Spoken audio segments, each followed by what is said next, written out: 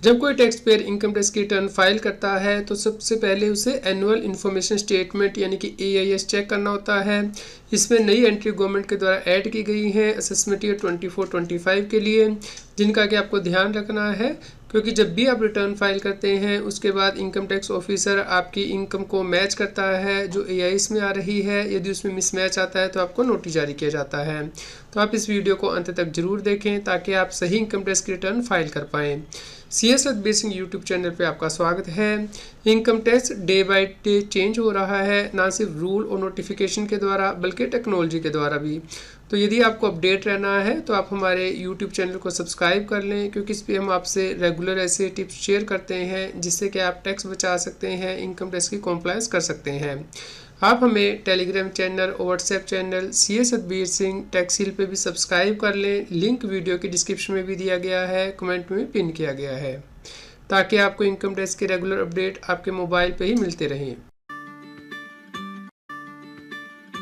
सबसे पहले आपको समझना है AIS होता क्या है। AIS का मतलब है एनुअल इन्फॉर्मेशन स्टेटमेंट है, यानी कि 1 अप्रैल से लेकर 31 मार्च तक आपने जो ट्रांजैक्शंस की है उसकी डिटेल इनकम टैक्स डिपार्टमेंट को भेजी जाती है डिफरेंट सोर्सेज के द्वारा, जैसे कि बैंक के द्वारा, फाइनेंशियल इंस्टीट्यूशंस के द्वारा, म्यूचुअल फंड के द्वारा, आपके ब्रोकर के द्वारा, जैसे कि आप सिक्योरिटीज़ सेल करते हैं, परचेज करते हैं, या GST डिपार्टमेंट के द्वारा, जैसे कि आप कोई सेल करते हैं या फिर परचेज करते हैं, या फिर डिफरेंट अदर सोर्सेज के द्वारा, जैसे कि आप रजिस्ट्री कराते हैं, कोई हाउस सेल करते हैं तो रजिस्ट्रार के द्वारा ये डिटेल भेजी जाती है।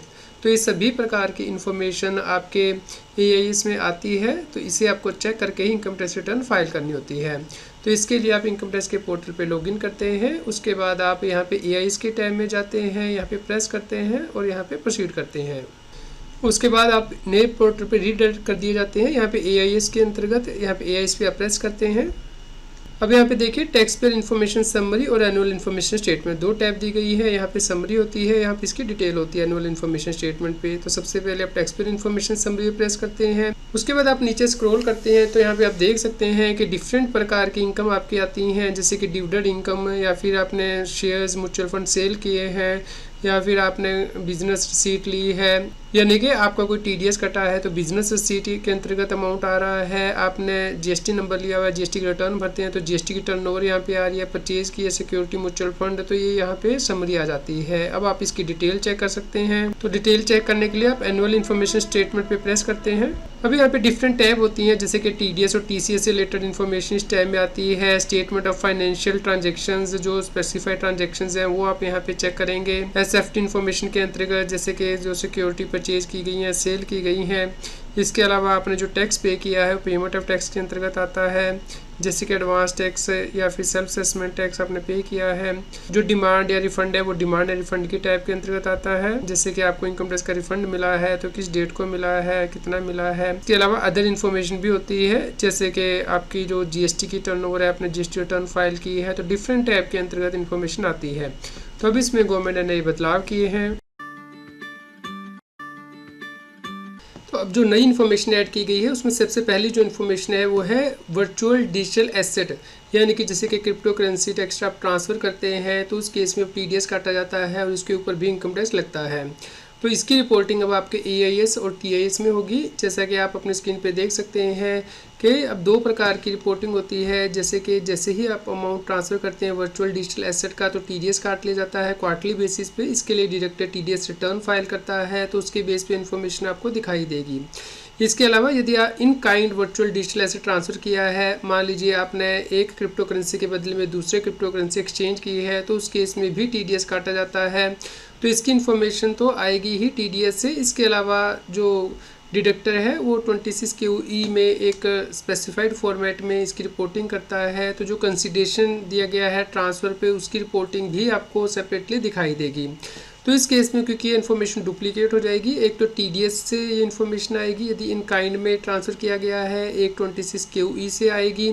तो इस केस में आपको ध्यान से चेक करना है कि इन्फॉर्मेशन सही आ रही हो AIS में, और उसके बेस पे आपको अपने इनकम टैक्स की रिटर्न में से रिपोर्ट करके इसके ऊपर जो टैक्स है वो डिस्चार्ज करना है।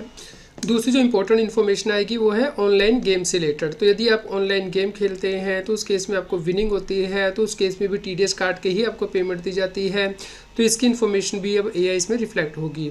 लेकिन यदि विनिंग फ्रॉम ऑनलाइन गेम से आपको इन काइंड में दी जा रही है, यानी कि पैसा नहीं दिया जा रहा, मान लीजिए कोई आइटम दी जा रही है जैसे कि टीवी, फ्रिज, एक्स्ट्रा आप जीते हैं, तो उस केस में भी टीडीएस काट लिया जाता है वैल्यू पे और उसके बाद ही वैल्यू आपको रिफ्लेक्ट होती है। तो इसकी रिपोर्टिंग भी एआई इसमें आपको दिखाई देगी। ये आपके इनकम फ्रॉम अदर सोर्स में आपको टैक्सेबल करनी है अपनी इनकम टैक्स रिटर्न में। तो यदि आपको लगता है कि कोई इन्फॉर्मेशन गलत आ रही है इनकम टैक्स के पोर्टल पे, तो इसके लिए आप फीडबैक दे सकते हैं इनकम टैक्स के पोर्टल पे कि क्या ये इन्फॉर्मेशन करेक्ट है या पार्टली करेक्ट है या आप इस इन्फॉर्मेशन को डिनाई कर रहे हैं। तो आप ध्यान से इस इन्फॉर्मेशन को चेक करके ही अपनी इनकम टैक्स रिटर्न फाइल कीजिए। अगली इंपॉर्टेंट इन्फॉर्मेशन जो कि एआई इसमें रिफ्लेक्ट होगी वो है डोनेशन रिसीव्ड की। जैसे ही डोनर डोनेशन देता है तो इसकी डिडक्शन वो अपनी इनकम टैक्स की रिटर्न में क्लेम करता है। तो इसके बेस पे जो डोनी होगा उसे अपने एआईएस या टीआईएस में इसकी जानकारी दिखाई देगी। तो इसके लिए जैसे कि टैक्स पेयर 80G का शेड्यूल फिल करता है इनकम टैक्स रिटर्न में और उसमें वो डोनेशन एंटर करेगा, भले ही ये कैश में दी हो या चेक से दी हो, तो उसके बेस पे डोनी के एआईएस में ये रिफ्लेक्ट होगा कि उसने कितनी डोनेशन रिसीव की है। इसी प्रकार यदि रिसर्च एसोसिएशन के लिए डोनेशन दी गई है तो शेड्यूल RA फिल किया जाता है, तो इसकी इन्फॉर्मेशन भी डोनी को अपने एआईएस में दिखाई देगी। या फिर साइंटिफिक रिसर्च रूरल डेवलपमेंट के लिए डोनेशन दी जाती है तो शेड्यूल 80GGA फिल किया जाता है इनकम टैक्स रिटर्न में डोनर के द्वारा। तो इसके बेस पे डोनी को एआईएस में ये इन्फॉर्मेशन दिखाई देगी। तो आपको ध्यान से चेक करना है और इसे अपनी इनकम टैक्स की रिटर्न में रिपोर्ट करना है। यदि मिसमैच आएगा तो उस केस में इनकम टैक्स डिपार्टमेंट के द्वारा नोटिस भेजा जा सकता है। यदि कोई व्यक्ति नॉन रेजिडेंट है और उसे स्पेसिफाइड सिक्योरिटी से इनकम होती है जैसे कि बॉन्ड से या फिर गवर्नमेंट सिक्योरिटी से, तो उस केस में इसके ऊपर टीडीएस काट लिया जाता है और इसकी रिपोर्टिंग भी अब आपको एआईएस में दिखाई देगी। तो जैसे ही डिडक्टर टीडीएस काटता है तो उसके लिए वो क्वार्टरली टीडीएस की रिटर्न फाइल करता है। तो उसके बेस पे आपको इनकम दिखाई देगी स्पेसिफाइड म्यूचुअल फंड से या सिक्योरिटी से आपको कितनी इनकम हुई है। इसके अलावा भी एआईएस में फीडबैक से रिलेटेड कस्टमाइज्ड ऑप्शन प्रोवाइड की गई हैं, जैसे कि सेल ऑफ लैंड और बिल्डिंग आप करते हैं, उसमें लगता है कि आपको प्रॉपर्टी का एड्रेस गलत दिया गया है, कंसिडरेशन स्टैम्प ड्यूटी वैल्यू गलत दी गई है, तो वहाँ पे जाके आप फीडबैक के अंतर्गत ये ऑप्शन में जाके चेंज कर सकते हैं। तो जब भी आप अपना 26AS और AIS चेक करें तो आपको कुछ चीज़ों का ध्यान रखना है। सबसे पहले जो इनकम आ रही है वो आपको करेक्ट हेड में रिपोर्ट करनी है, जैसे कि सैलरी की इनकम सैलरी हेड के अंतर्गत करनी होती है, sale of security mutual fund की इनकम आपको कैपिटल गेन के अंतर्गत करनी है, यदि आपको डिविडेंड मिला है तो इनकम फ्रॉम अदर सोर्सेज में दिखाना है। इस प्रकार आपको इनकम करेक्टली डिक्लेयर करनी है इनकम टैक्स रिटर्न में ताकि आपको कोई नोटिस ना आए।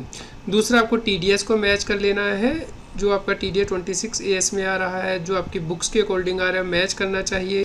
तीसरी ऑप्शन जो आपको एक्सरसाइज करनी है वो है फीडबैक देने की। यदि आपको लगता है कोई इन्फॉर्मेशन सही नहीं आ रही है तो इसके लिए आप इमीडिएटली फीडबैक दे दें AIS से रिलेटेड, ताकि आपको बाद में इनकम टैक्स डिपार्टमेंट के द्वारा कोई नोटिस जारी ना किया जाए। इसके अलावा भी बहुत से और चेंजेस हैं जो कि गवर्नमेंट ने इनकम टैक्स में किए हैं, और AIS में ऐसे 57 आइटम हैं जो कि रिपोर्ट होते हैं। यदि आप चाहते हैं कि हम उसके ऊपर भी वीडियो बनाएं तो आप नीचे कमेंट करके ज़रूर बताएं। आपको क्या लगता है कि क्या 26AS और AIS से टैक्स पेयर को आसानी हुई है या इससे उनका काम बढ़ा है? इसके लिए भी आप हमें कमेंट करके ज़रूर बताएं। आपको असेसमेंट ईयर 24-25 की ITR कैसे फाइल करनी है, इसके लिए CS Satbir Singh YouTube channel पे प्लेलिस्ट में जाके आप प्लेलिस्ट दे सकते हैं ITR फाइलिंग से रिलेटेड, जिसपे कि हमने 50+ वीडियो कवर की हैं ITR फाइलिंग से रिलेटेड, और वीडियोस में जाके लेटेस्ट वीडियो देख सकते हैं। तो आप इन सभी वीडियोस को देखिए, लाइक कीजिए, शेयर कीजिए, ताकि सभी लोगों तक ये जानकारी पहुँच पाए और वो इनकम टैक्स की कॉम्प्लायंस कर पाएँ।